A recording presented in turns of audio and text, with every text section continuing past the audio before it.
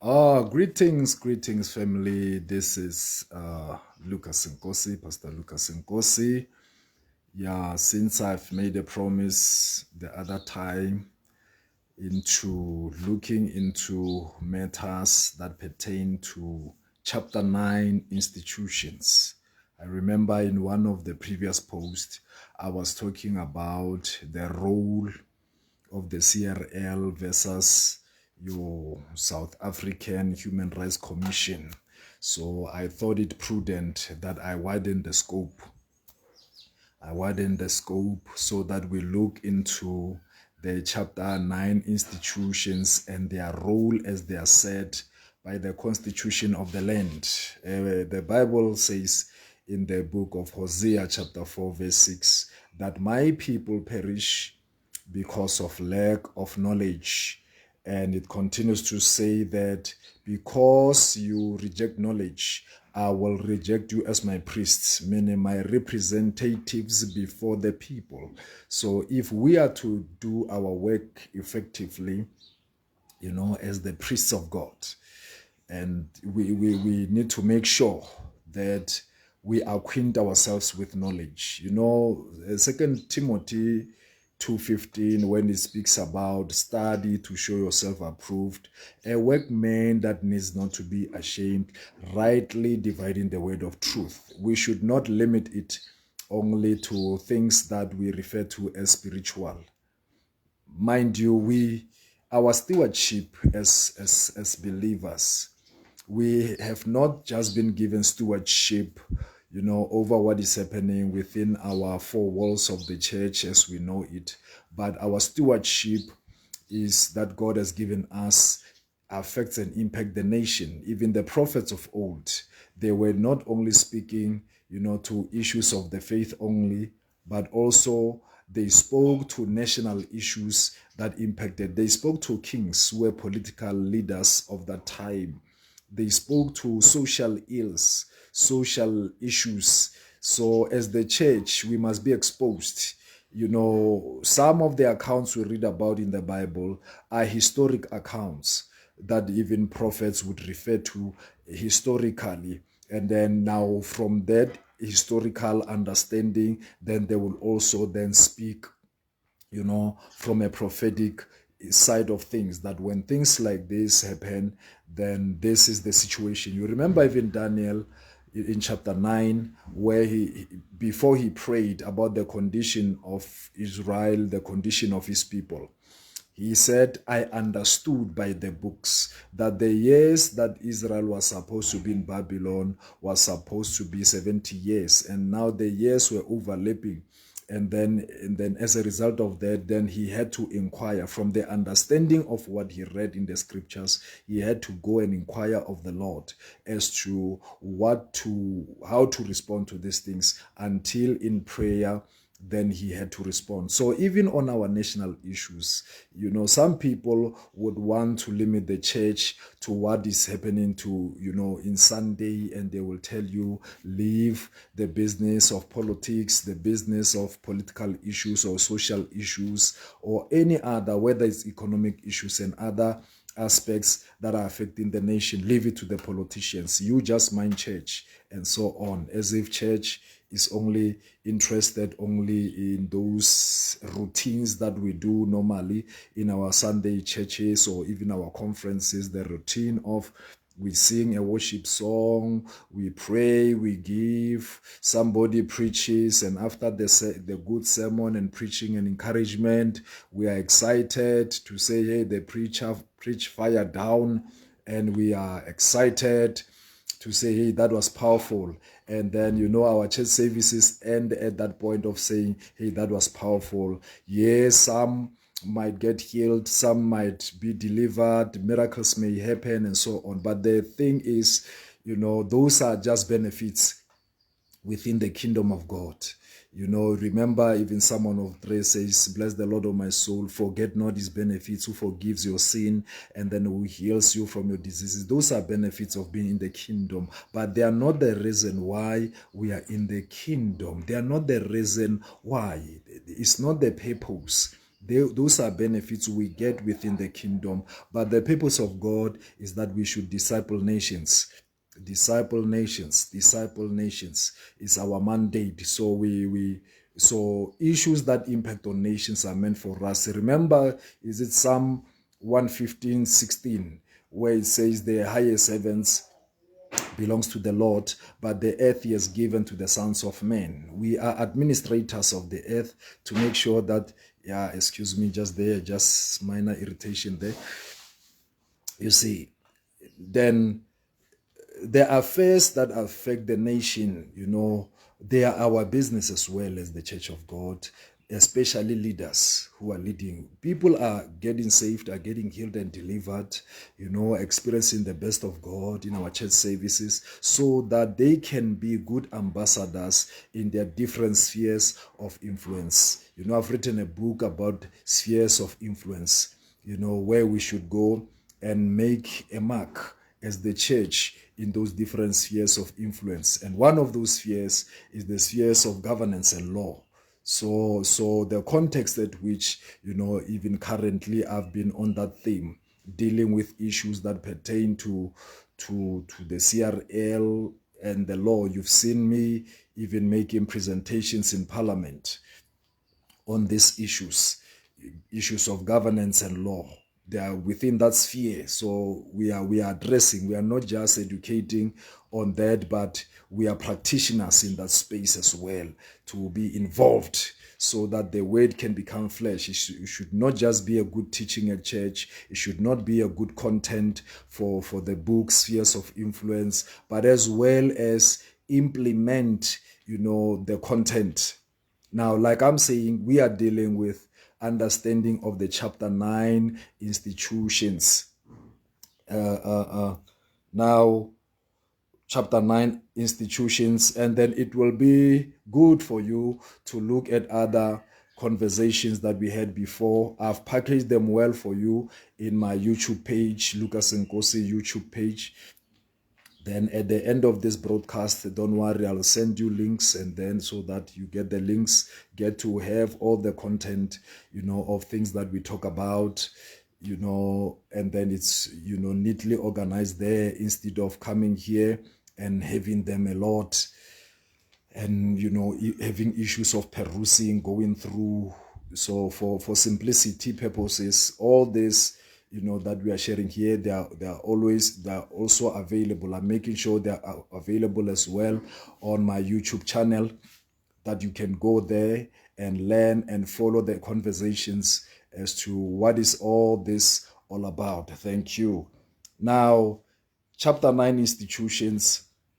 Let's go to our constitution as I'm offering a background, and I'll be zooming in each and every one of them afterwards so that we understand their roles, because if we don't understand what the role of these institutions are and what are they all about, with this now current consultations of that bogus Section 22 committee, we are just letting it happen and slide, but we'll be participating as well in those conversations, so that we are not only speaking from outside, but within.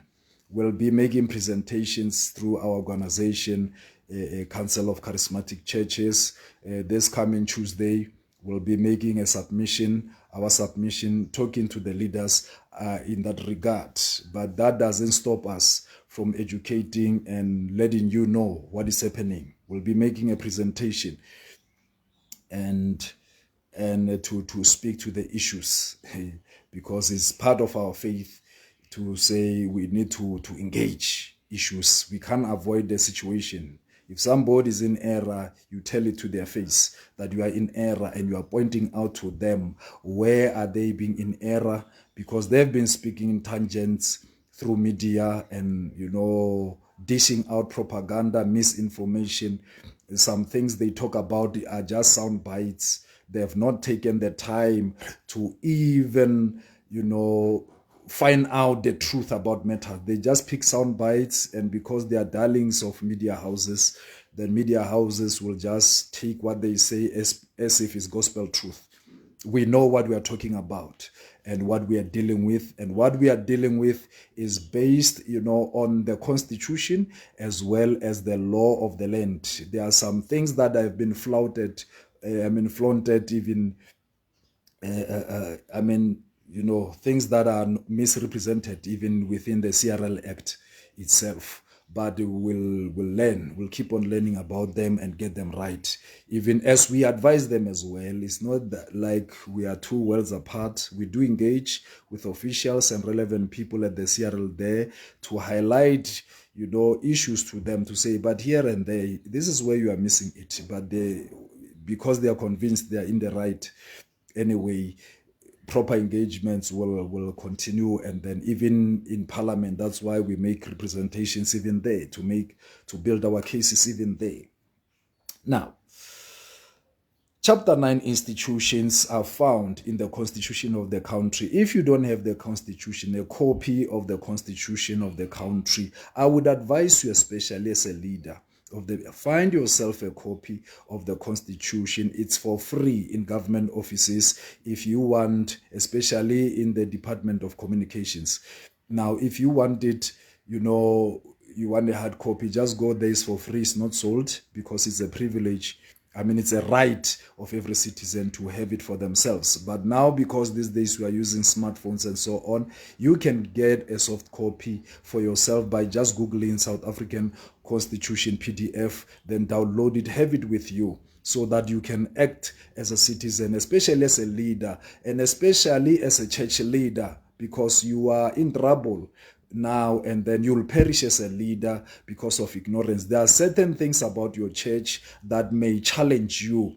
Don't just dismiss this thing, the legal side of things that are related to the church, your constitutional knowledge and the law knowledge, because somewhere it will hit you, it will bite you and destroy that good work that you are doing as a leader. Do not allow yourself to be ignorant. Don't find an excuse of being ignorant as a leader and so, but no, these things of legal and this thing, I'm not called for them and so on. Yes, we know you cannot be strong, but you must have a basic knowledge of what is happening, because without that basic knowledge of what is happening, you'll be handicapped, you'll be embarrassed, and worse, you'll be taken advantage of. Yeah, this morning I was just watching that video.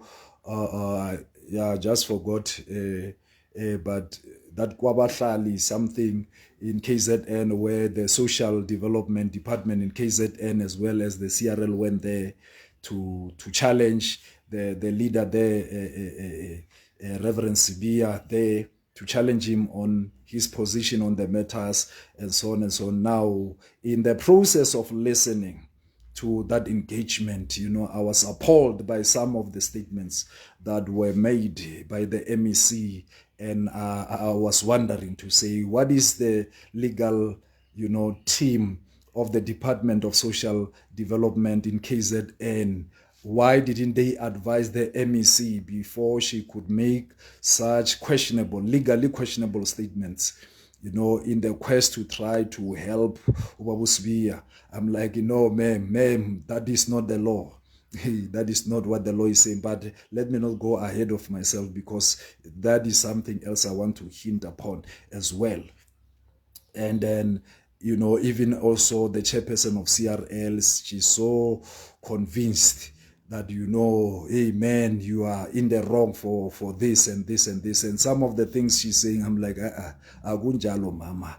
Your legal team at CRL could have done a good job to inform you of what is happening in that space before you represent that thing. That's why legal people are valuable, and we should be a blessing to them. They are doing an excellent job of informing. Do not undermine the input from legal people when you want to make ministry decisions and some of the things, because a ministry is an organization, and then you will do it good to receive inputs from legal people, especially on issues of governance, because those ones are regulated by the laws in the country. Things like your buildings, there are laws that have to do with buildings, your health regulation, things as to what numbers can you have within a building, those things, like those bylaws.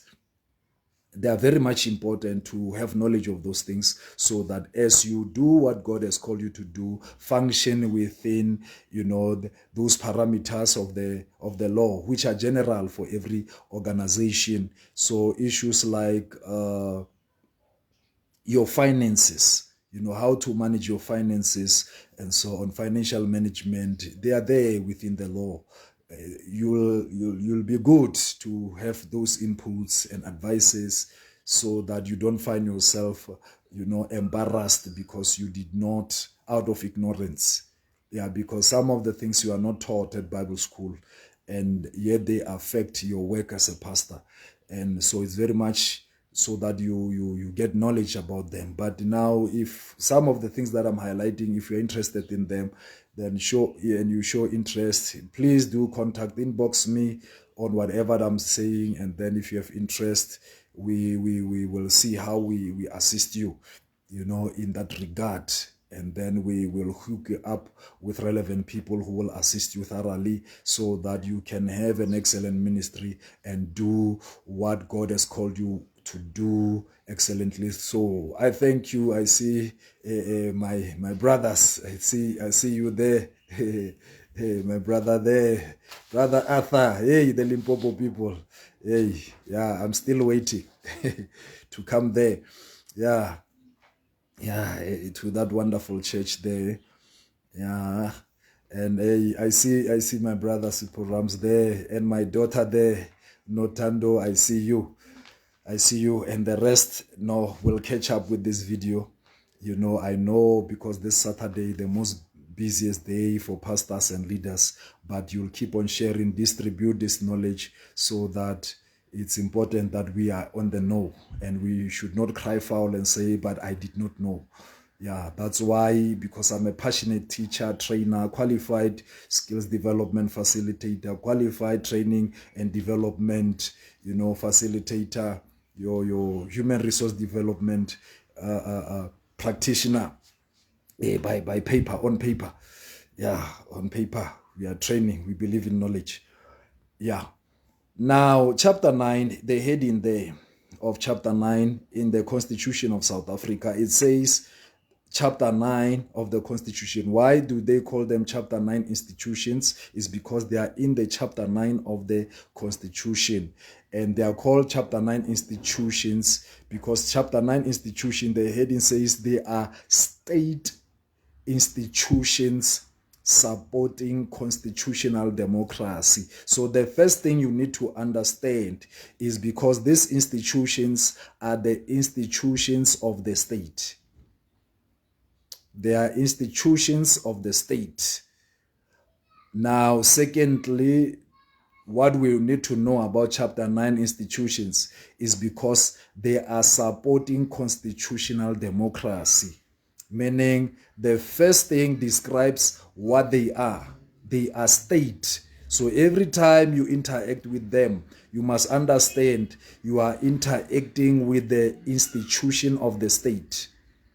But these ones in chapter 9 play a different role, and their role is to support constitutional democracy. That's the first thing that we need to understand. The second thing we need to understand. Now, there is a section there that deals with them, which is a generic section, which is section 181. And I'm going to read 181, section 181, 1 in bracket, and then I will read there from A even up to F of section 181. But you can also reference and fact check these things for yourself, because I would like it as well that when I say things, you can always see where I'm talking about, so that you see that these things are not thumbsucked. but it's information that is there. It's verifiable. Yeah. Now, what we need to understand here is the following. Yeah, I'm reading 1811. Yeah. 1, as an introduction. It says, the heading there says establishment and governing principles, meaning their establishment and what are the principles that govern them. So I'm at section 181. The following, it reads, and I quote, the following state institution they strengthen constitutional democracy in the republic. The following ones. So here's a list of them. Now, the first one, the public protector. The second one, the South African Human Rights Commission. The third one, the Commission for the promotion first. Yeah, Umam Kaluva says, but the protection first. No, promotion first. Promotion and protection of the rights of cultural, religious, and linguistic communities. And the following one is the Commission for Gender Equality. The next one, the Auditor General. And the other one, the Electoral Commission. The Electoral Commission. Now, these institutions, they are there. They are established to strengthen constitutional democracy. By the way, our country is not like your pure democracy where majority rules. No. Constitutional democracy means a rule by law, not a rule by majority. Rule by law. The Constitution governs the democracy that we have, and of which is a good position. I've seen other parties and other people are saying, let's do away with the constitution of our country, and then let's have your parliament type of setup where the final authority, sits with parliament. And then that type of model was the apartheid type of model where parliament had the final say and not the constitution. But in our country, things are different. It is the constitution that has the final say, not, parliament. Because even parliament is subject to the constitution. And that position is good, to be ruled by law. Because now if you deal with parliament, because you will find a challenge of subjectivity. Once parliament takes over, it will say whoever is in the majority, even if they are in the wrong, and they can secure a good majority in parliament and pass something that is wrong. But with the rule of law, is because of now you will have a situation where we have to check what the constitution is saying. That's why parliament at times can get it wrong.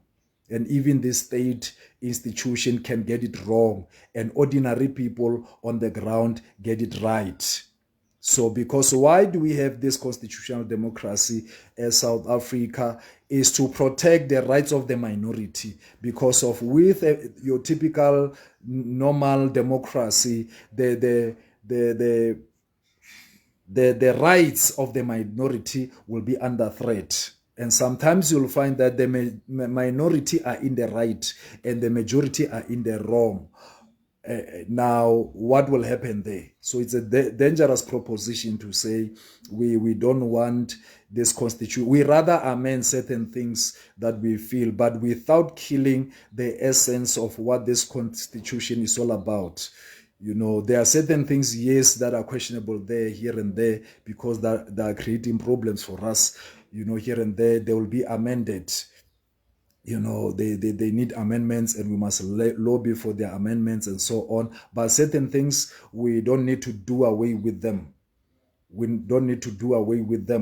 And so on. Recently, I've seen, I think it's MK that are lobbying to say the issue of self-determination that needs to be challenged. I mean, that thing, it's a bit dicey and questionable and dangerous.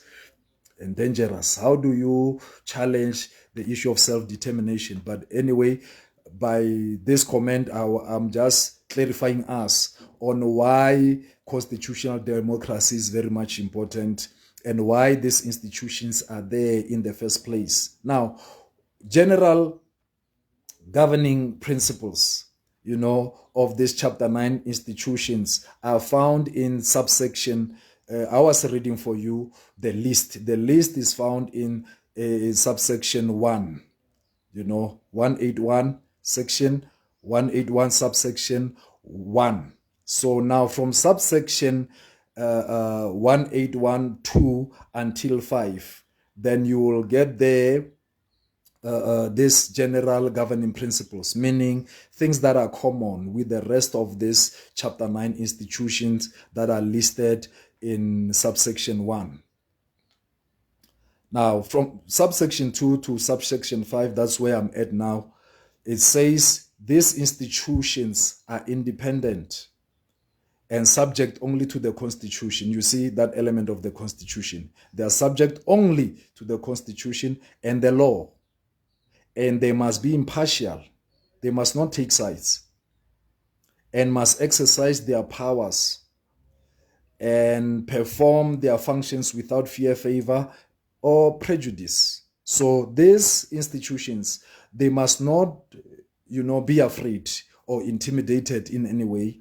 They must not show favor. They must not take sides as to, other people are many. Like the other time, Umam Qalv was like, no, millions, about 40 millions or 45 millions, they are being represented in section 22. Therefore, are you saying these millions? That's not how this democracy works. It's not a game of numbers, as many believe in terms of the Constitution. There are places where numbers work, but not where the law and the Constitution are concerned, because the Constitution and the law are made to protect the minority, to protect the rights of the minority.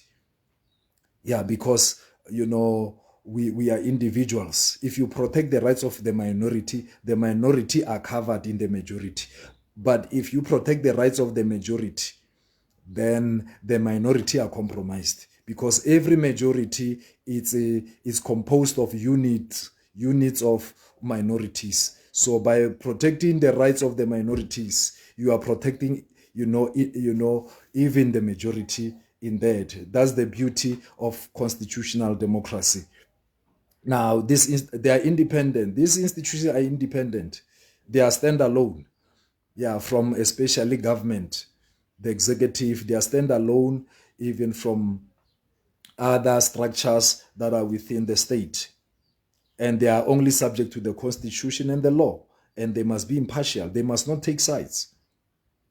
And then subsection 3 says other organs of the state through legislative and other measures must assist and protect this institution to ensure independence, impartiality, dignity, and effectiveness. So other institutions of the state, they must support, they must be resources for this chapter 9 ones that I've mentioned earlier. And then subsection 4 says, of 181 says, no individuals or organs of the state may interfere with the functioning of these institutions. As they do their work, there should be no individuals or organs of the state that interfere.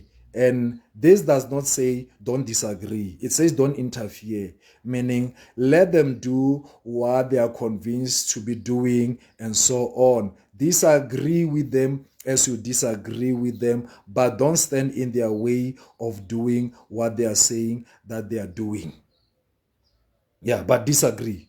Yeah, because the beauty is you disagree, and your disagreement must be voiced, and nobody should stop you from disagreeing, because that right is protected as well.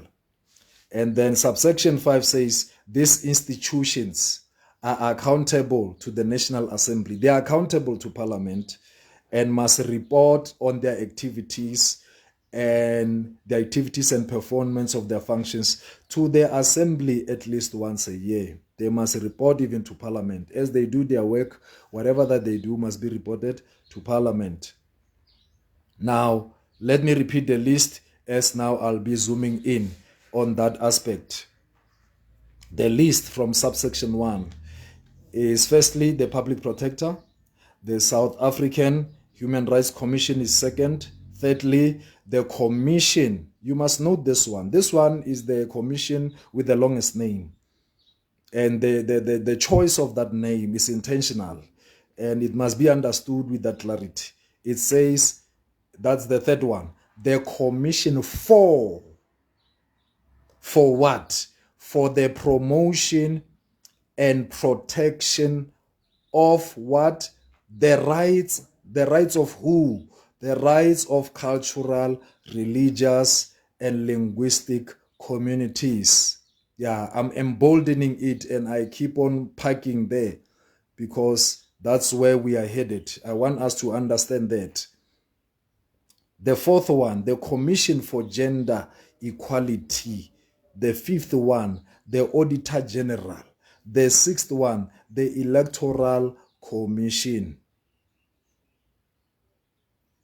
Now, let's get into them one by one so that we understand what are they all about. What are they all about? Why were they formed in the first place? How do they assist? Like I read to you. Now, yes, something about them that you need to note before we deal with each and every one. I'm reading. It says, all chapter 9 institutions, and I'm quoting, all chapter 9 institutions, lest I'm charged of plagiarism and so on. Yeah, it says all chapter 9 institutions have been established. Why? Why are they established? To promote, that's the first one, to promote and protect the fundamental rights enshrined in the Bill of Rights. They are there to promote and protect the fundamental rights that are enshrined in the Bill of Rights. What are the fundamental rights that are enshrined in the Bill of Rights? Those are chapter 2, rights of the Constitution of South Africa. Those rights that are listed there. These chapter 9 institutions have been established to promote those rights that are in chapter 2 of the Constitution, which is the Bill of Rights. They are there to promote those rights as well as to protect those rights. Promote them and protect them. So when you see this chapter 9 institution functioning, they function from this premise of, making sure that the rights, in the Bill of Rights, in the chapter 2 of the Constitution of South Africa, those rights are promoted. They are here, this institution, to promote those rights. They are also here to protect those rights. And again, each chapter 9 institution has been created by the Constitution to specialize in promoting and protecting these rights. Each and every one of this chapter 9 institution, they were created by the Constitution so that they promote and protect these rights. Now, I'm quoting as well an extract from a document or a book, that is called Know Your Constitution, a handbook to the South African Constitution by Section 27. Yeah, there's an organization called Section 27. Now I'm quoting what they are saying in regard to the formation of this Chapter 9 institutions. It says, I'm quoting, I'm opening quote, in order to help make sure that the rights in our Constitution become real, in order to help in making sure that the rights in our Constitution become real, the Constitution sets up special constitutional institutions with specific, with specific tasks to promote, protect, monitor the rights in the Bill of Rights. They therefore play an important role in ensuring that they ensure that government performs its constitutional obligations, and that we have access to our constitutional rights, in addition to holding the government accountable. Chapter 9 institution also ensure that citizens, the media, and businesses act consistently with the Constitution. Now, there are, close quote, okay, there are things that are highlighted there in the handbook.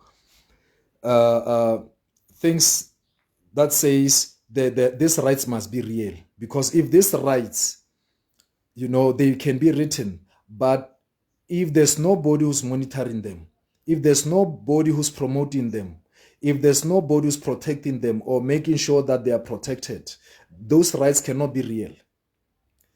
And so that's why now this Chapter 9 Institute was set up, meaning they are there to ensure that the rights of the people are real to the people, meaning the citizens must enjoy the benefits that are written or the benefits of these rights. And also citizens are conscientized of the obligations that come with these rights. Is the role of these Chapter 9 institutions to make sure that they promote these rights, they protect these rights, monitor if these rights are being fulfilled by the organs of the state, as well as citizens, media, and businesses, so that there's consistency there. And as well as the other thing, to make sure that they are being performed. They are being performed. Now, the other word that was being used there is that these institutions, they've been given specific tasks, meaning each and every one of them has a role that was given by the Constitution to fulfill. Meaning there are things that the public protector institution must do that the CRL must not do, because they are reserved for the public protector. There are things that the Human Rights Commission must do that are not to be done by the Commission of Gender Equality, because of those tasks are not given to Gender Equality Commission, but specifically to Human Rights Commission. There are things that the Auditor General, needs to do that the Electoral Commission is not given that task to handle them. Yes, they are all Chapter 9 institutions, but their job descriptions are not the same. So this is something we need to understand. Now, let's start with the first one. The first one being the public protector. Now, the primary job, in essence, of the public protector is to investigate any conduct in the state that is alleged or suspected to be improper, or the result of impropriety or prejudice. So now, what's happening in the public protector basically is to investigate the conduct of the state affairs.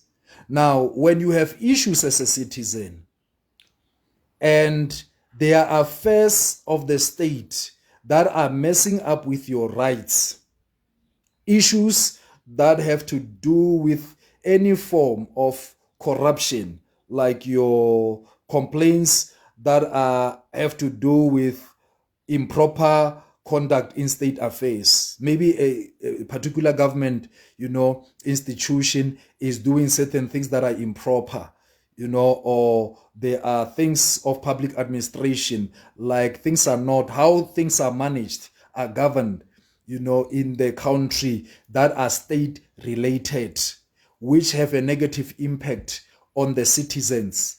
Now, the public protector is your go-to place to report such things. This maladministration that may be happening in organs of the state, they need to be reported to the public protector, the office of the public protector, because if there's maladministration in the organs of the state, then that maladministration will impact, let's say, for an example, the Department of Housing in how they allocate houses and so on, or Department of Health in how they handle things. There are malpractices within that Department of Health, of Housing. That department will impact on your health related rights. Therefore, report such matters to the public protector, so that the public protector can deal with such things. So public protector deals with state affairs. And then now by state affairs, it doesn't include the courts, because the courts, have your, what we call your judicial service commission that deals with them. Issues of this nature that has to do with the judiciary, they are not within the space of the public protector by law. But any other department and everything, any other department and so on, state-related matter, when you have issues of maladministration or impropriety or those things, you hand them over to the public protector, because that is how they are supporting constitutional democracy, to say we don't need a government that, that handle the things of the state, in a manner of corruption. They are fighting corruption in the state and state affairs, because when there's corruption in the state and state affairs, therefore it impacts on the citizens. So the public protector protects those fundamental rights of the citizens in that regard, in that it challenges corruption in the state. Because when they challenge corruption in the state, then whatever that the state must do for the public or for the citizens, then they will service the citizens in a proper way. And if there's something improper within that space, on maladministration and malpractices, issues of ethics, breaches of the code of ethics, or misuse of state funds, public protector attend to such thing. And the second one is the South African Human Rights Commission. Now, this one has been established to promote respect for human rights and a culture of human rights. The speciality of the South African Human Rights Commission, it's all about promoting respect for human rights and a culture of human rights. Now, I'm reading from that handbook again. I'm quoting what it says, about the Human Rights Commission. It says the South African Human Rights Commission was created in order to support South Africa's constitutional democracy. We spoke to that. It does this is how it fulfills its role. It does this by promoting respect for and protecting everyone's human rights. If it's a matter that speaks to human rights, your go-to place is the South African Human Rights Commission. So in a nutshell, it says the human rights is a watchdog for human rights. It can investigate when your rights are violated. If there's a violation of rights, the human rights is a watchdog to deal with issues of human rights violation. Secondly, it says push the government to fix problems. The government must fix those problems. as well as educate the public about their rights, meaning their human rights. They must educate the public and ensure that services like housing, healthcare, education are delivered fairly. They are delivered fairly because housing is a human right. You see, healthcare is a human right. Education is a human right. So anything that threatens human rights, your go-to place is the human rights, and that's there. Then I'm closing that quote. Thirdly, the CRL, my CRL, hey, the CRL, the CRL, the CRL. Like I said, I was emphasizing. It says for the promotion, the commission for the promotion and protection of the rights, whose rights? The rights of cultural, religious, and linguistic communities. Now, what's the role of the CRL Commission? Is to promote respect for the rights of cultural, religious, and linguistic communities.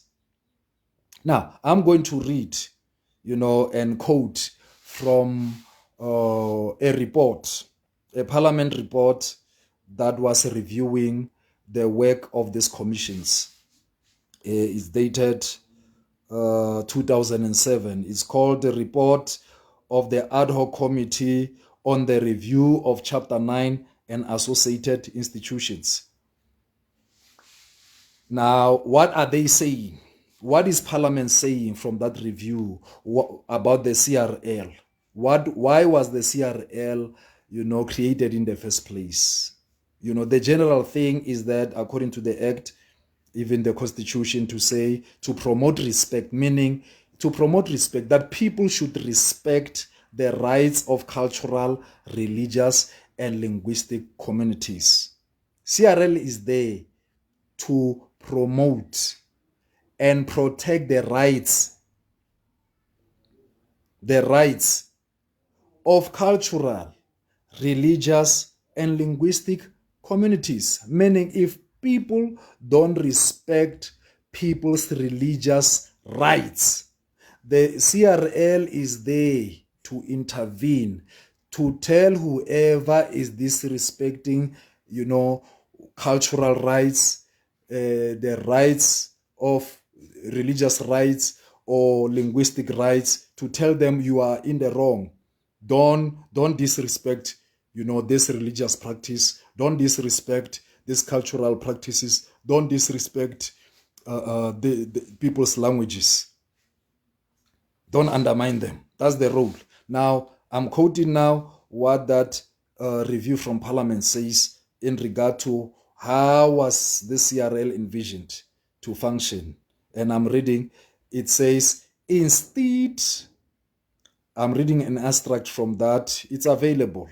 You can get a PDF online as well, so that you read it for yourself and fact check me. I'm not afraid of being fact checked. Because we put work so that you hear what we are saying. We are called names, that we are pushbacks and so on, but we are quoting from what's available in the law of the country, the Constitution, and even, Parliament documents, so that you understand this is not a thing with thumbsuck.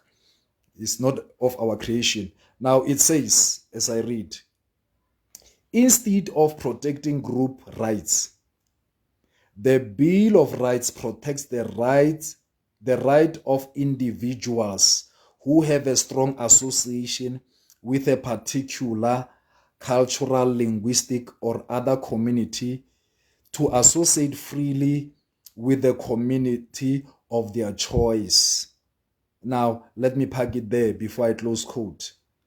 It says, that statement says, instead of protecting group rights, meaning the protection in the Bill of Rights, there's no protection in the Bill of Rights that speaks to a group. The rights in the Bill of Rights are not group rights. But it says the Bill of Rights protects the right of individuals.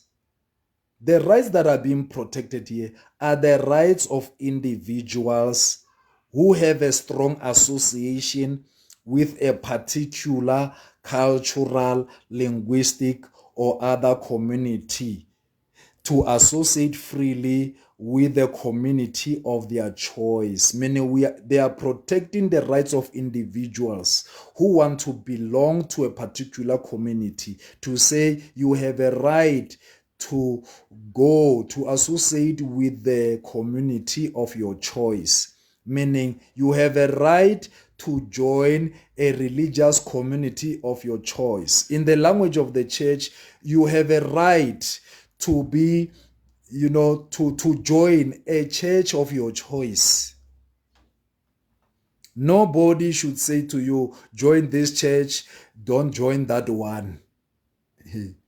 The Bill of Rights protects your choice of your church, of a group you want to belong to or not to belong to.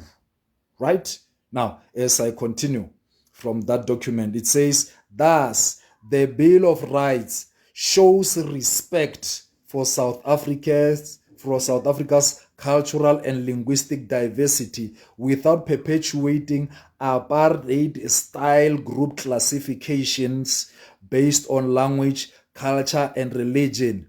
Now, it says there, that line, it says that, the Bill of Rights respects that you are different from another person culturally and even by language, you are different with them.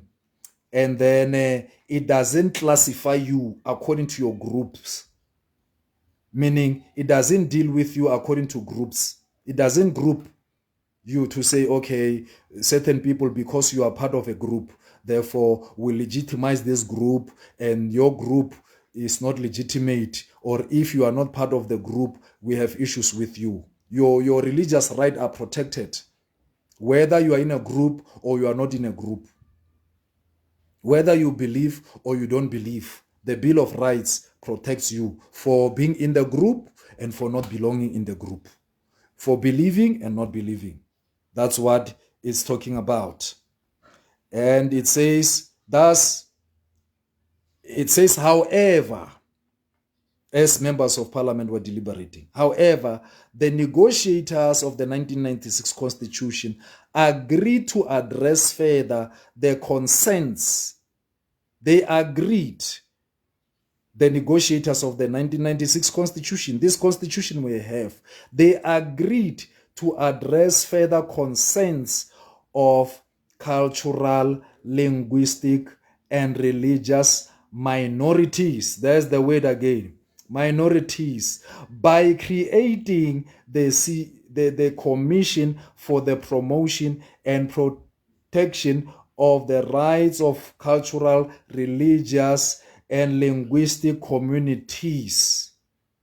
What does it say? It says the negotiators of the 1996 Constitution, they agreed to address the concerns of cultural communities. They agreed to further address the concerns of linguistic communities. They agreed to address the concerns of religious communities, especially minorities, by creating the Commission for the Promotion and Protection of the Rights of Cultural, Religious, and Linguistic Communities. Why? To help promote respect for the rights of such. So, what does it mean? It means the CRL is there to address the concerns in this context. To address the concerns, okay, my apologies for that. The CRL is there to address the concerns. Okay. CRL is there to address the concerns of your cultural, linguistic, and as well as religious minorities especially. Because like I said, that the Constitution is there to protect, the interests of the minority, because so that the minorities are not bullied by the majority.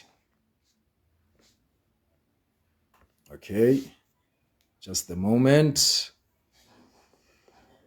Yeah, there. Okay. All right. Okay. Let's try that a bit. CRL is there to protect. This is why it was formed in the first place, to address those issues, the concerns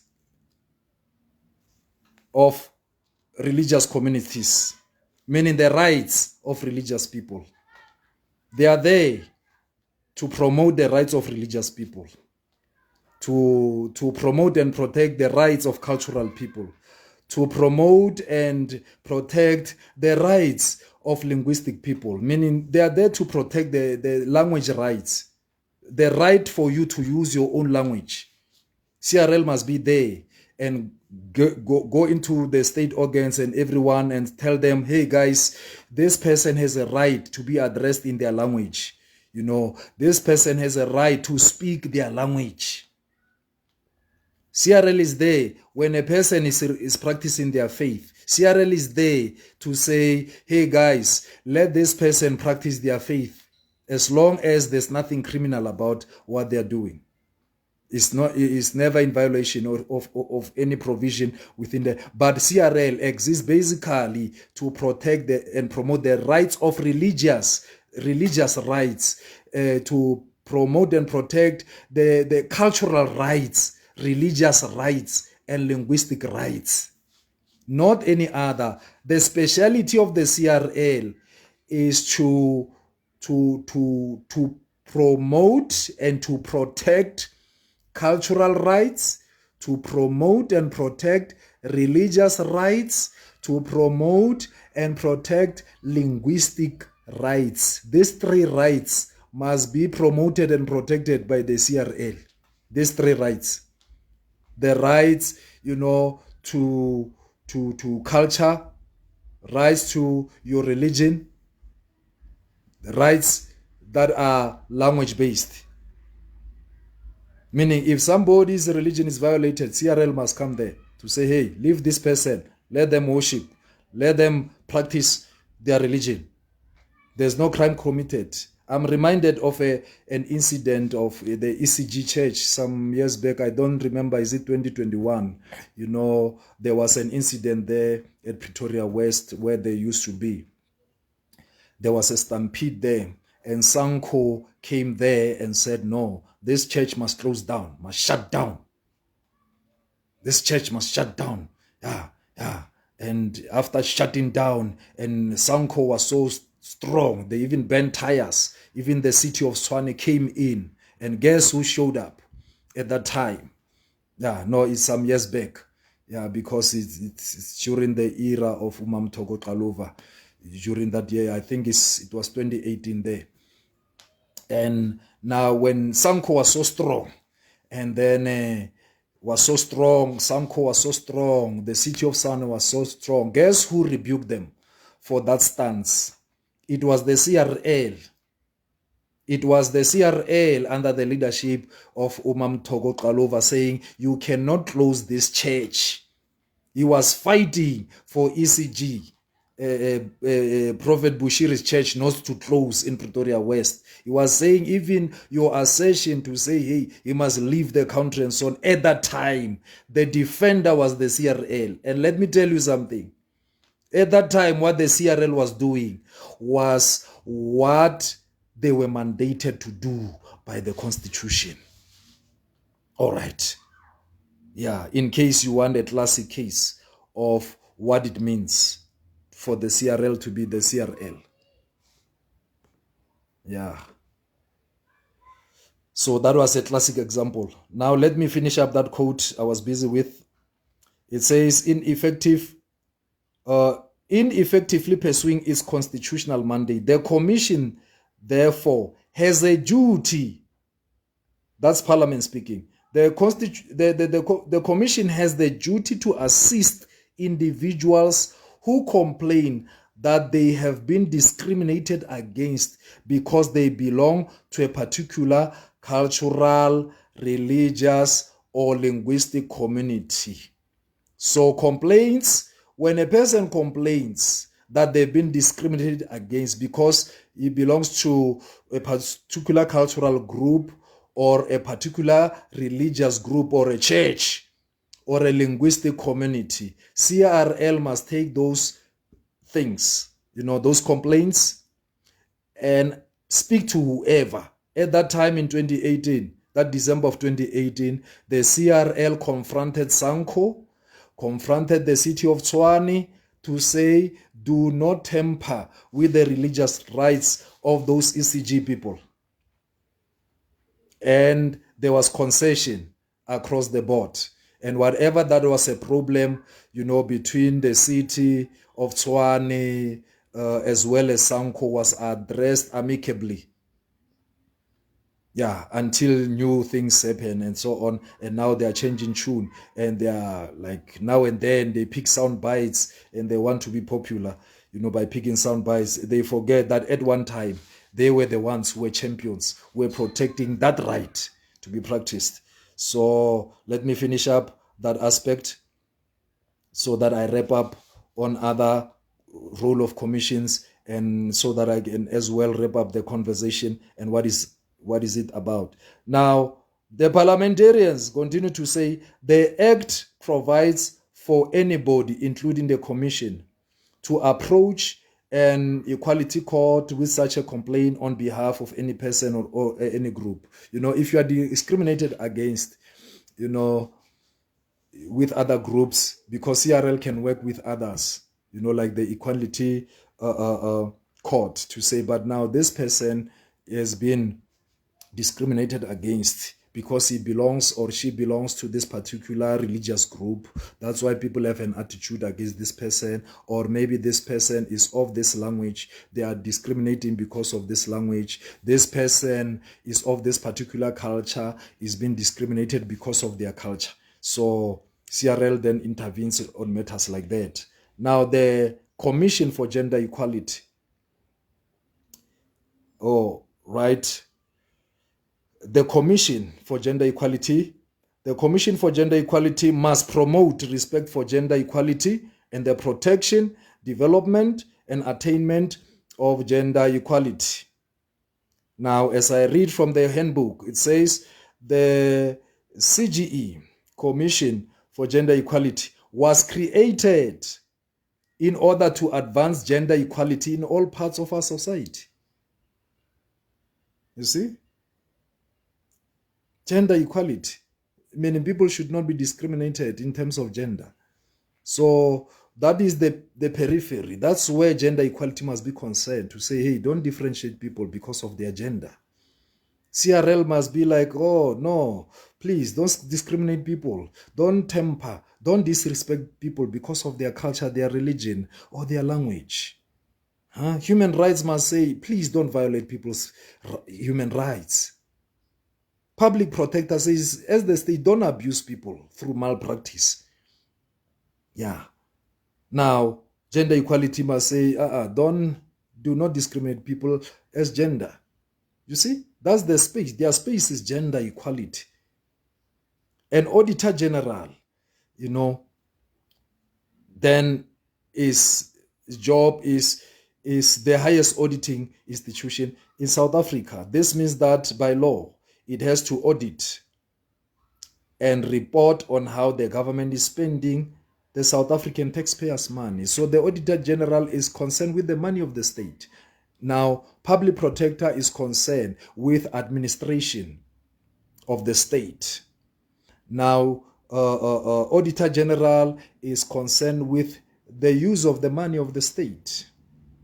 That are we using the money properly? The state and everybody who's receiving money from the state, the Auditor General must account to say, you receive such and such a money from the state. What did you do with the money of the state? That's why during the deliberation of the CRL was calling monies like your offerings that happen in church, they were calling it public money. And the parliament corrected them to say, no, the money that is donated in churches is not public money. It's not public money. Yeah, it's the money of those people who are coming there. Public money refers to the money that is collected. Taxpayers' money is public money. Taxpayers' money, money that is collected by SARS. That's what public money is. You see, so when you don't know, they'll say, no, but you are using public money and you think it's gospel truth. No, no, no. Knowledge will say to you, oh, it's not that, and you challenge it. When you challenge it, they are calling you. They are saying you have pushed back. But let them just throw labels. It will come to an end. So that's what the Auditor General is concerned with, the spending of taxpayers' money or public money, to check if, public money, there's transparency, there's legislation of oversight, there's accountability. We just always hear that billions have been lost, in taxes and so on. You wonder that money lands into an account of a department and you are told that money is gone. How did it go? Did money have feet? And so on. How did it go? So who withdrew it? What happened? How did it go? And things like that. That's why you need the Auditor General to flag such things. And even sometimes money is spent, but unfruitfully so. So the Auditor General will flag it and say, you did spend money but for unfruitful exercise. This is something as well that we believe that the CRL is doing with Section 22 committees, that this is just an exercise that is unfruitful. It's unfruitful. But we will deal with that as and when it happens. And this is the reason we are opposed to what they are doing. But anyway, they are saying the train is on the move. So guess what? On Tuesday, we'll be in the train. And, within the train, we'll negotiate from that blue train. We'll negotiate from that blue train as to conductors. What are you doing? And things like that. And the last one, as I've read from the Constitution, it speaks about the Electoral Commission. Now, the Electoral Commission deals with ensuring that elections are free and fair, that people are not stopped, are not hindered from voting their own political parties as they wish. So the commission deals with those aspects. Okay. Now, let's deal with the two, because they look like they are the same, because they deal with rights. The first one, which is the CRL, and the second one, the South African Human Rights Commission. We must ask ourselves questions where the CRL and the South African Human Rights Commission are concerned. Question number one, on the Human Rights Commission, or that we need to ask, because we are speaking about roles. We've learned what is the role of the South African human rights. We've also learned what is the role of the Commission for the Promotion and Protection of Cultural, Religious, and Linguistic, the rights of cultural, religious, and linguistic communities. You see, the first thing we need to ask ourselves as a distinguishing factor between the two, we must ask these two questions. Firstly, what are human rights? What are human rights? And the second question is, because we are dealing with religion in this context, what are religious rights? Because once we don't know what are human rights, or the difference between human rights and religious rights, then we will get it wrong in dealing with these two commissions. Now, according to the Human Rights Commission, in one of their documents, they have highlighted the 2018 document about human rights. What are human rights? Yeah, they wrote there are 15, but now when I count them, they are not 15. Some are missing, but I've just added and so on and so on. Yeah, given my studies and basic knowledge as I research on these things. Human right number one is the right to equality, meaning everyone is equal before the law and they should not be discriminated on those on those aspects of including religion. Right to equality. So if you are faced with equality related issues, that's a human right. Secondly, human dignity.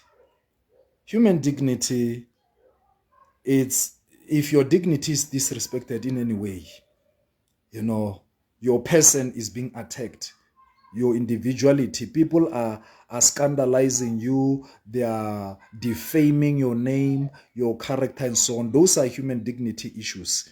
People are spreading rumors, lies about you.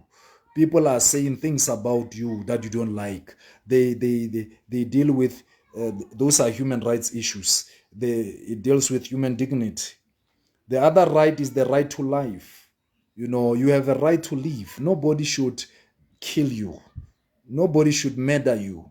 Even the courts cannot pass death penalty because they are hindered by this right to life. Because these rights, according to the Bill of Rights, they govern even the courts. The courts must as well are subject to these rights in the Bill of Rights because the Constitution is the supreme law. The courts is told by the Constitution not to sentence people to death and things like that. That's why you don't see death penalty anymore. It's because of the Constitution. And there's a history behind that. Yeah. And then the other one is freedom and security. You have a right to be free and safe. It means that all humans have a right to be free from all forms of violence. People should not be violated and so on. It's a human right. Personal privacy. Your privacy. People just hacking your phone. People just calling you, seeking information about you, saying things. Do you know even sharing somebody's picture without their permission? It's a criminal offense. There are certain pictures about people that they don't like for people to see them. And if you can post that picture and a person sues you, you are going to pay big time. That's why if you want to share certain things, even though you call them funny, find out first from the owner to say, but can I share this thing so that we have a good laugh? If you don't do it, share that with their permission, you'll be in trouble. You'll be in trouble. That's why you must always just rely on things that are in public so that your excuse is, but I received this in the public. Or maybe in a particular meeting where we were together taking a photo. This thing of taking people pictures, even in the public, I've seen people with businesses, and so on. And so you just take people pictures and so on. There are certain things you are not to share. Even some broadcast in some churches, don't just broadcast. There are legalities in broadcasting that are there to say, okay, some people don't want to be found themselves compromised in a certain space, in the media. You must get permission to do those things. Have a mutual understanding, whoever is coming to your space, that this is going to happen. And if you say things that you did not agree upon in terms of broadcasting, they might create a problem because it's the privacy of people and so on. So it's their human right. Freedom of expression, how you express yourself. So as long as you don't break the law, it's a human right to express yourself, but not to incite any violence or maybe say things that are, that are not true and things like that will put you. It's there within the Bill of Rights. Check the details in the Constitution as to how is that package, that right, how to express it. The freedom of association, to associate with whoever, attending a church wherever you want to attend, is your human right. If you don't want to attend the church wherever, you have a right not to go to that church. That's why your Cheryl Zondi assertion the other time at the CRL meeting, it's it's ill-informed. It's uninformed, because you can't be saying to people, oh, but I suggest the churches must not be, people must not spend a lot of time at church and so on. Maybe is this thing of spending time at church that people do 1, 2, 3 and so on and so on. That's uninformed. If you prefer a 1-hour church, there are churches I can refer to where church is attended for an hour. Some, if you want a 2-hour church, there's a church I can refer to if you don't know. Some people spend time a lot in church. It's up to them. If they like it, who are you to tell them not to spend 8 hours in church? Who are you? You don't have a right to tell a person where to fellowship for how long. It's up to them to do that. Is their freedom of association, as well as political rights, whether to start a political party, joining a political party. You've seen there's been a lot of floor crossing and so on. People in certain parties, they are saying, hey, this is a powerful party. Hey, I will die in this. And the next thing they are changing and say, no, I'm not dying there. There was what. And then I'm like, yeah, man. South Africa. It's wonderful in Mzansi. They have a right to say that and to greetings. I see you. Hey, yeah, my people are here today. Snonof, I see you. Hey, long. Sis Pumzil, I see you. Hey, Spiwe. Oh, my friend, Nakaigo. I see you, my friend. I see you. Yeah, I see you. And the rest of you, I see the bishop there on the top corner, Bishop Kupasami, my bishop. I see you. Yeah, I see you. Yeah, political rights. Join any political party. You can join one today, leave it, move to another. You have seen even recently some are changing T-shirts, in live television to say I'm leaving and I'm joining this one. It's up to them. It's their political right. You can't be coming against them and say, hey, why do you leave us? Hey, wara. It's their freedom. It's human right. You violate that, you'll be in trouble with the Human Rights Commission. And as well as your educational rights, your educational rights, the right to education, it's part of them. The human rights to be educated is a human right, as well as your freedom from slavery. Freedom from slavery, servitude, and forceful labor. Don't force people to work certain jobs. Do not force people into slavery. Yeah. And the aspect of citizenship. It's a human right to have a citizenship in whatever country of your choice. It's a human right.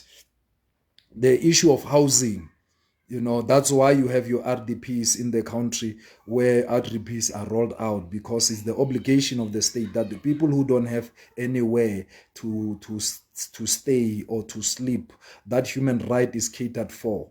And that's why even with this PI Act, yeah, I see there's an amendment there, of if you are to leave people, if you are to relocate people and say they've occupied a wrongful place, move them to a certain place and so on, there must be an alternative place you've put them to, because it's their human right, for them to have a shelter to stay in. And if government, the state, does not moves people from certain places to somewhere without an alternative, place to take them, it's violation of the constitutional right. Yeah, and things like that. Issues of children's rights. Children are prioritized by the Constitution because they are regarded as the most vulnerable. So that's why the courts are protecting the rights of children. The rights of children are so very high because they are the most vulnerable. They can't speak for themselves. Everybody is powerful than them, and so on. So that's why those rights, their rights for them to be educated and things like that, they should not be stopped, and so on.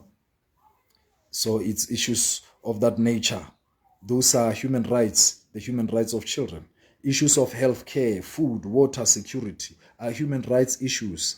That's why there's been a water crisis in Hammanskraal, and the Human Rights Commission stepped in on that issue. It's just that we don't know how are the developments and so on this far. The issue of environment, don't get into an environment and smoke next to people. Do you know if you smoke, next to a non-smoker, is there a violation of the human right? It's a violation of the human right. That's why you see in restaurant, all smokers are put in their section, their same section, to say, oh, all who enjoy the smoke, be happy with your smoke this in this cubicle, so that we don't tamper with their health. They are trying to protect that constitutional right of environmental health and so forth. Yeah, and issues like that. Now, these are human rights. These are human rights that I've just mentioned. And human rights are championed by the South African Human Rights Commission. Issues of sexual abuse or abuses of humans in any form, shape, or size are championed by the South African Human Rights Commission. They are within the jurisdiction of the South African Human Rights Commission. Anything that says human rights, it's within the South African Human Rights Commission. Now, the other day I wrote, a post to say, for an example, if it's a sexual abuse, for an example, sexual abuse. Sexual abuse happens in the judiciary space. It happens in parliament space. It happens in business spaces. It happens in different communities. And it happens in different organizations. Sexual abuse is not limited to any space. It happens even in religious spaces. But the name of that abuse is sexual abuse or sexual assault. It happens across all places. Now, irrespective of where it happens, it is still sexual abuse or sexual assault. Now, if it's to be reported as a sexual abuse, the first question is to ask ourselves, when somebody is abused sexually, which of their rights is violated? Is it a human right or is it a religious right? Or is it the judicial right? Yeah, for the lack of better words. Is it the governmental right? Yeah, because we give them. Sexual assault, sexual abuse, it's a human right violation. And several of those violations, because it will take you to undermine that person, to say this person is not my equal, therefore I can do whatever I want to do with their bodies. Violation number one, equality will have been, violated. Secondly, you are degrading them. You are degrading their dignity. So secondly, violation of a human right will be human dignity. You see? And then the right to life. So you have tampered with their right of life. That's why some become suicidal. You have tampered with how their life, their right to live their life. You see? It's violated there. Freedom of security, freedom and security. Their freedom, and their security has been violated there. The issue of the integrity of their bodies, and so you violated them. in some regard, privacy,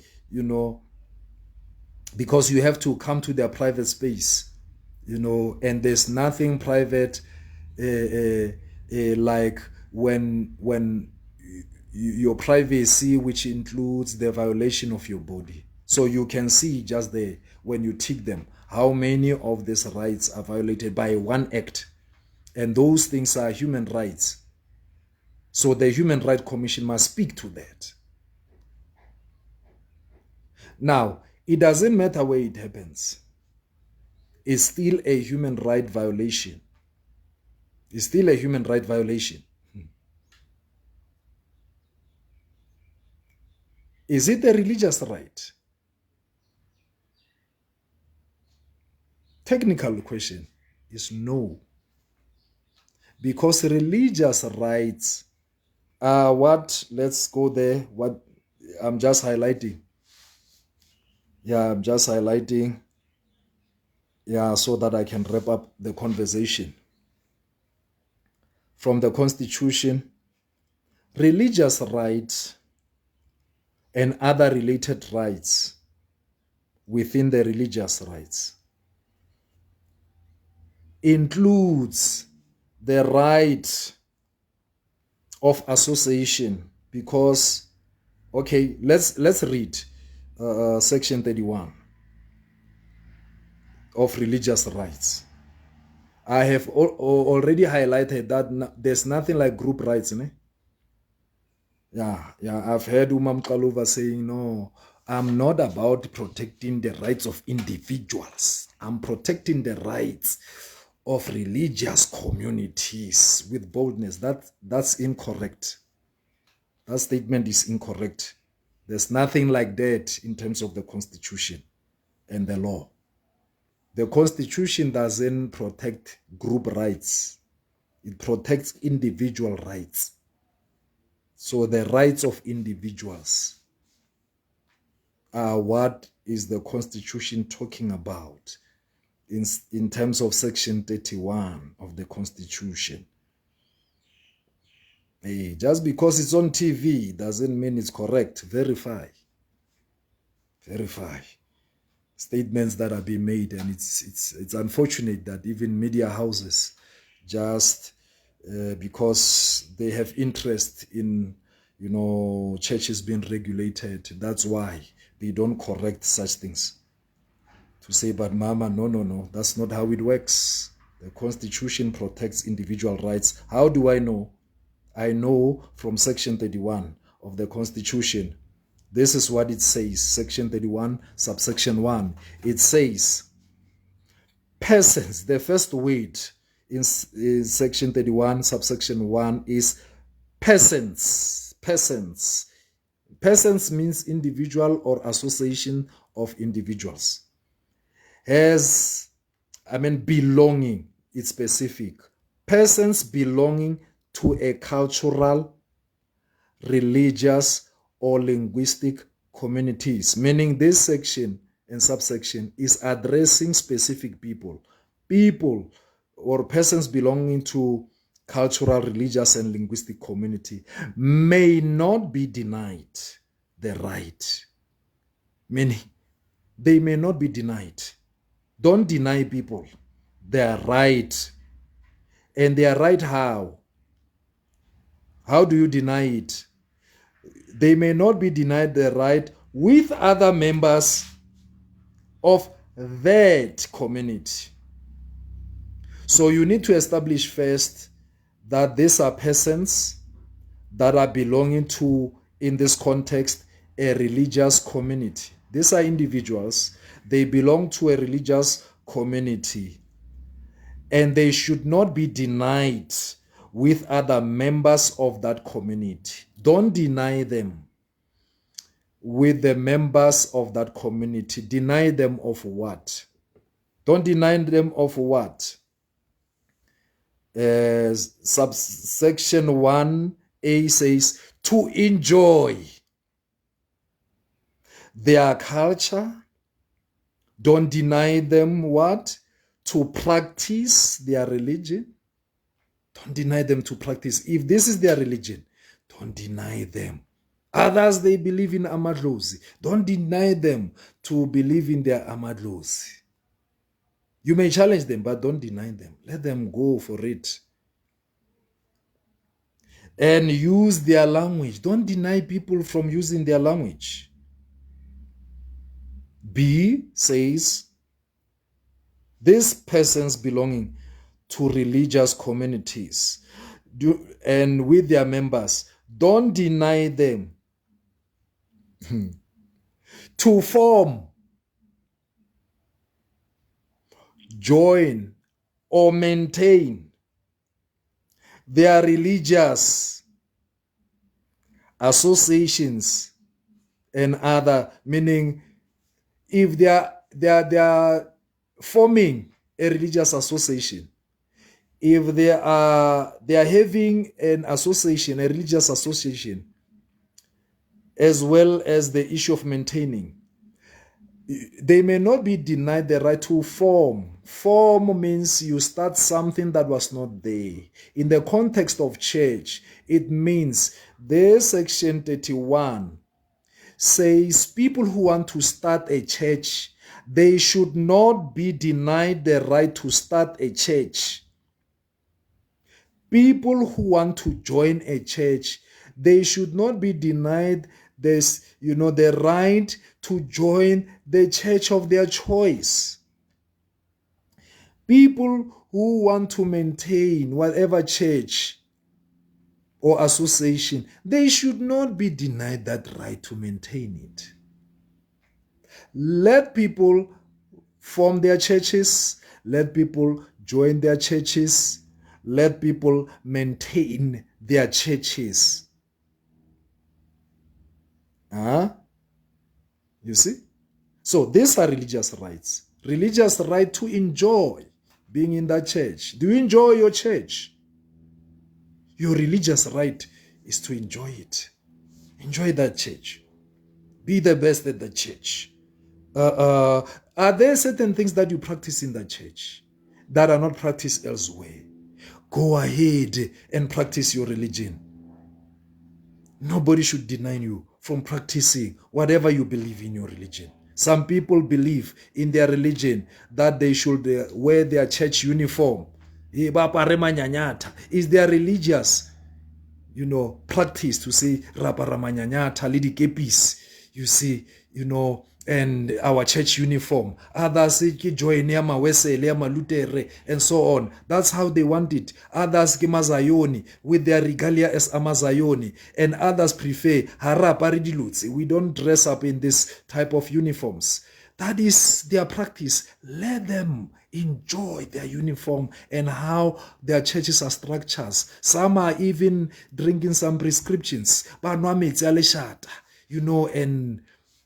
prescription from their churches and so on and so on. They are doing it. It's been done there in ZCC. It's been done over the years, with your whips, and so on. That's how they believe. If they are cracking a whip, they are beating some evil spirits with that whip. They are burning some papers, That's their belief, that in burning that paper, evil spirits are going. If they drink certain things, their coffee and so on and so on. That's their belief. Let them have it. If you don't like it, don't join them. And even if you are part of them and you feel like, no, these days, I no longer want to subscribe to that, you can form your own.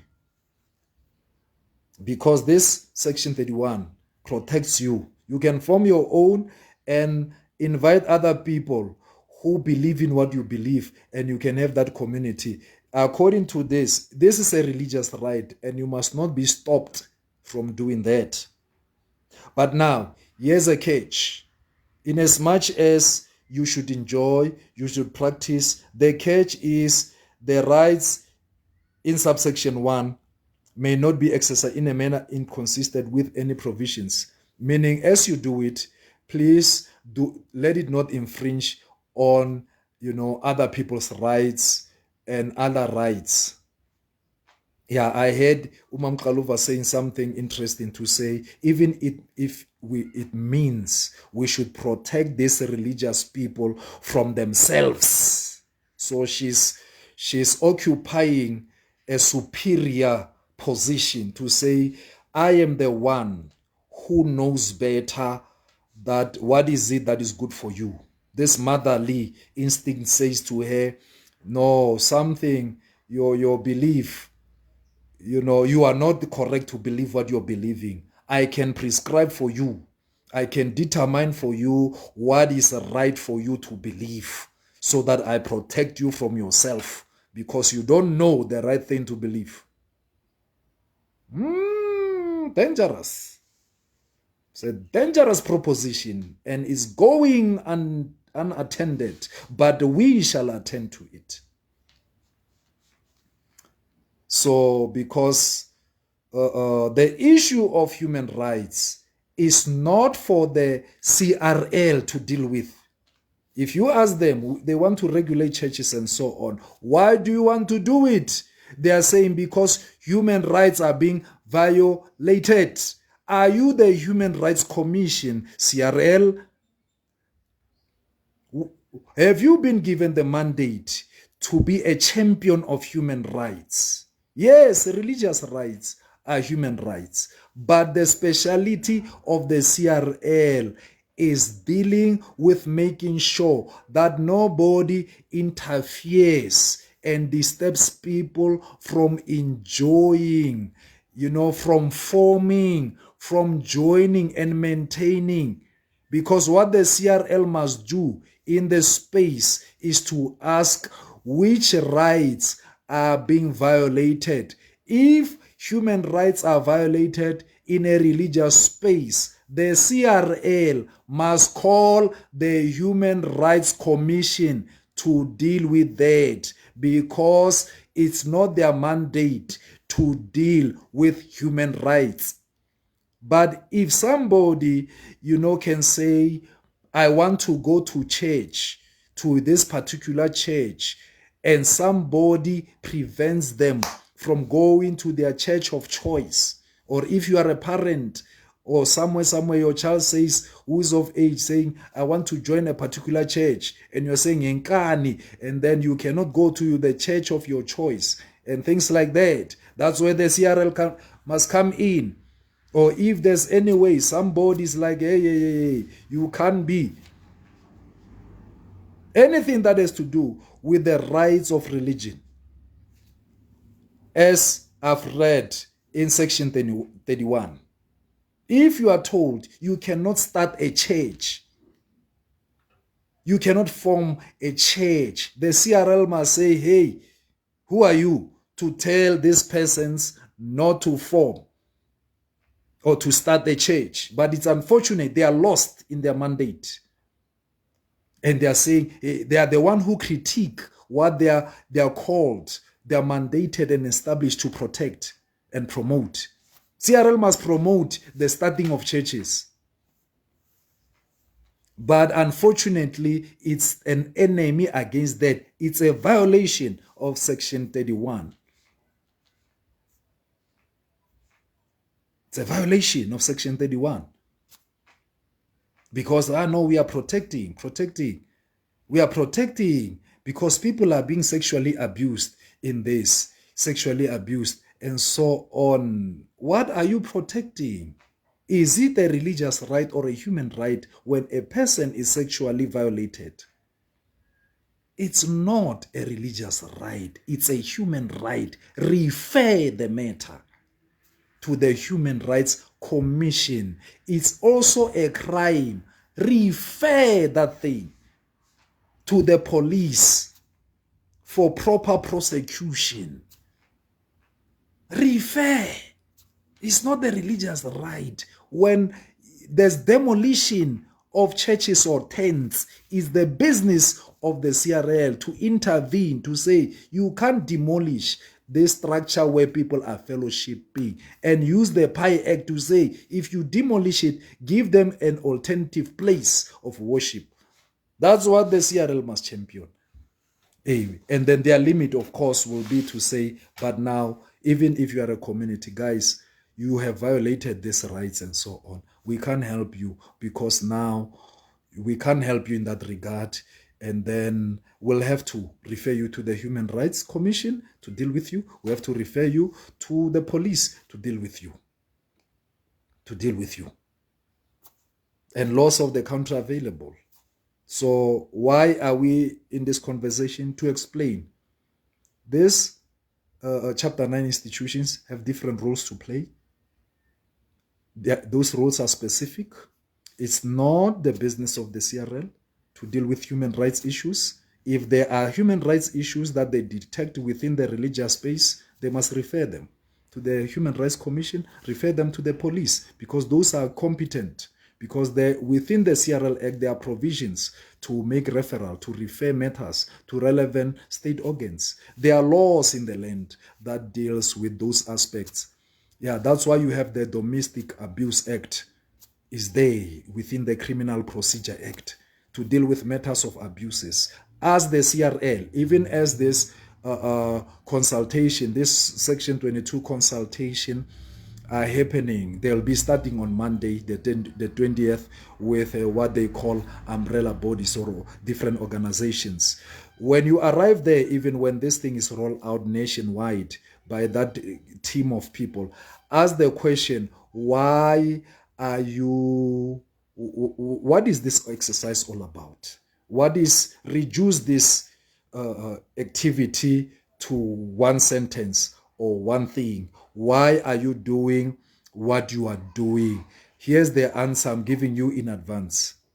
They will tell you because there's an abuse of people in the religious space. The abuse of people in religious space, in what sense? That will be your follow-up question.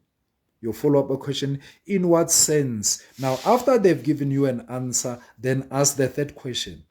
Is that abuse a religious abuse or a religious right abuse or a human right abuse? And once they give you an honest answer to say, no, it's a human right abuse, even if they cannot answer you to say it's a human right abuse, you must know once it goes through, somebody has been sexually violated, somebody's money, and so on, those are human rights abuse. They may be done in the name of the faith, but it doesn't mean, they may be done in a church. It doesn't mean because the problem has been detected in a church, therefore it's a religious right. Religious right speaks to something different than human rights. Because religious right is your freedom of religion, your section 15, your section 31, as I've shown you.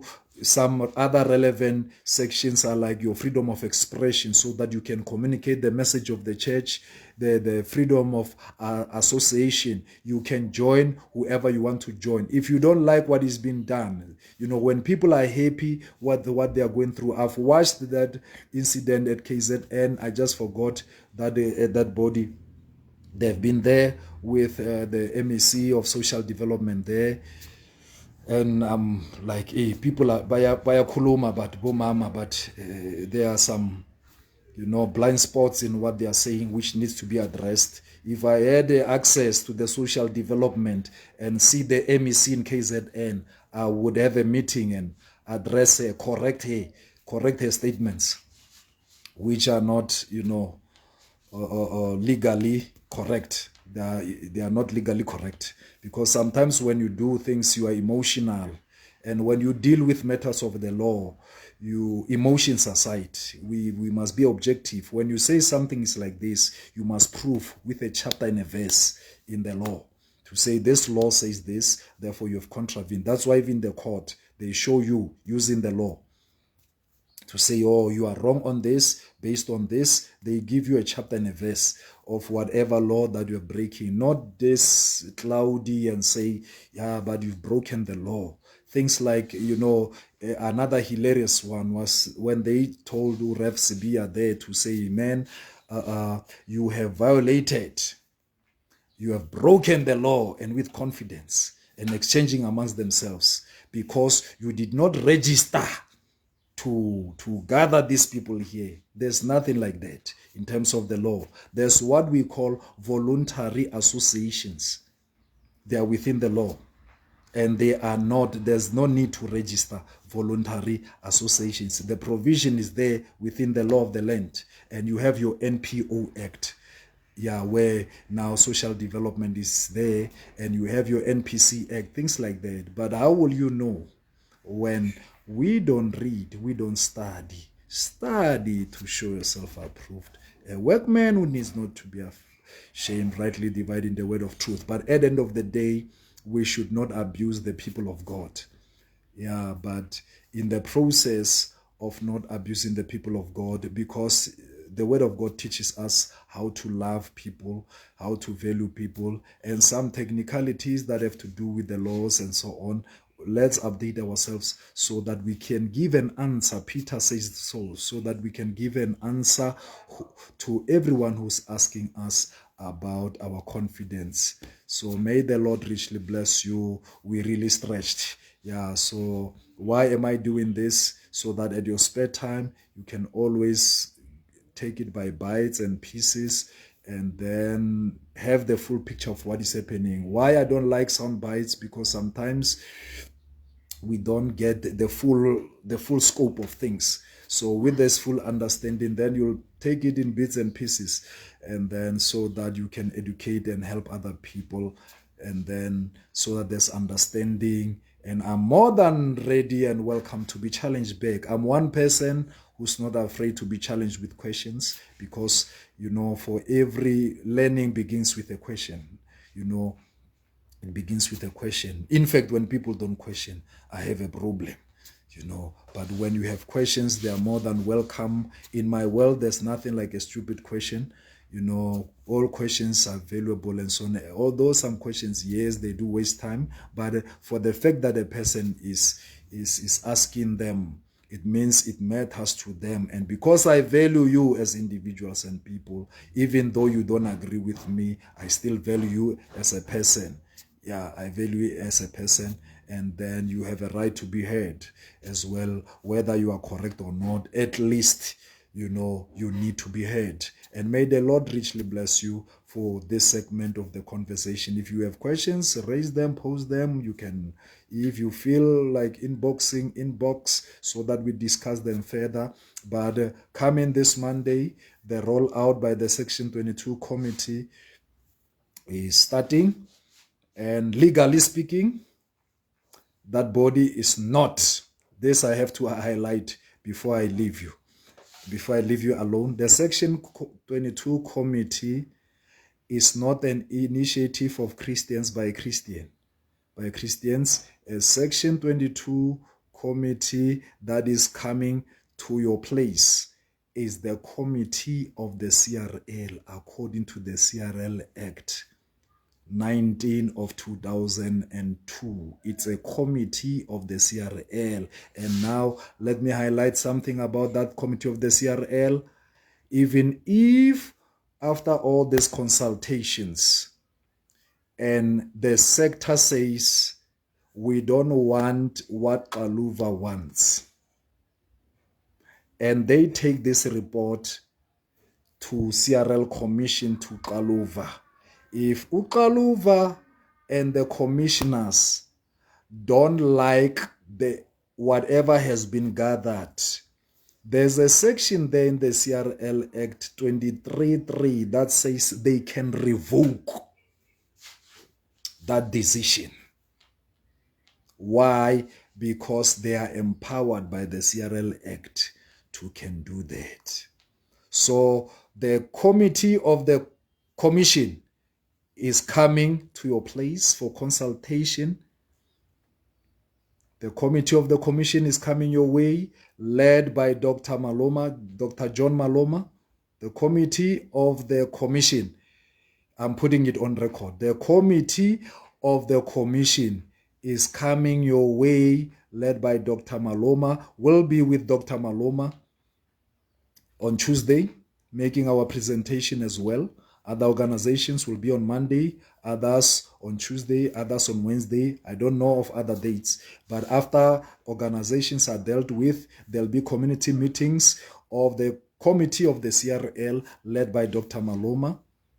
And then they'll be hearing you out and so on. You'll be saying your views and so on. And after all this exercise, if Umam Kaluva, because she said it in the intervention there, that with Rev Sevilla, she said it again, like she said it in 2015, to say we are pushing for it. That I promise you, media, I promise everybody who's here that we are going to push for it so that we get an act. So she has an end in mind. And if what this consultation is doing does not look like what she has promised, she has powers based on Section 23(3) of the CRL Act to revoke this decision. So go ahead, have nice meals, enjoy there, say what we want to say, but bear in mind that this is the committee of the commission, and the commission has the power to revoke whatever that you will say. They can rubbish what you are saying as they are coming. They will rubbish. We are going there. We know it's about good lunch, although the value that we'll draw will be to put our arguments forward with them face to face. But in terms of what is happening, we are alive to that to say, okay, this is, if we are to summarize it, it will be a good way to just have a nice view there at the hotel. It will be good view at the hotel, nice meal, nice food. Yeah, but as to the exercise, this is the reason why we have advised, in the first place, that this Section 22 committee must be disbanded, and our position has not changed. It must be disbanded because it's a wasteful exercise, but we are going to join the waste. Yeah, but the value will be, at least we'll be speaking about Dr. Maloma, about Pastor Khololo and others, to tell them, guys, that's why we say to you, disband this thing. There's a way within the CRL Act of having, doing this exercise. There is available, but something that is not connected to the CRL, something that will be independent from the CRL, so that we can have genuine conversations. May the Lord richly bless you. There's a lot to say, but limited time that you can handle. But I'm saying, help leaders distribute this message as far and wide, and may the Lord richly bless you. I thought it prudent and to come to you and talk to you, as imperfect as this video is, but as long as the message gets to you across, I ignore this video and its perfection. It's not about perfection. Just receive the message, receive this understanding, receive this knowledge, because the people of God perish for lack of knowledge. May the Lord richly bless you. Thank you. Bye-bye.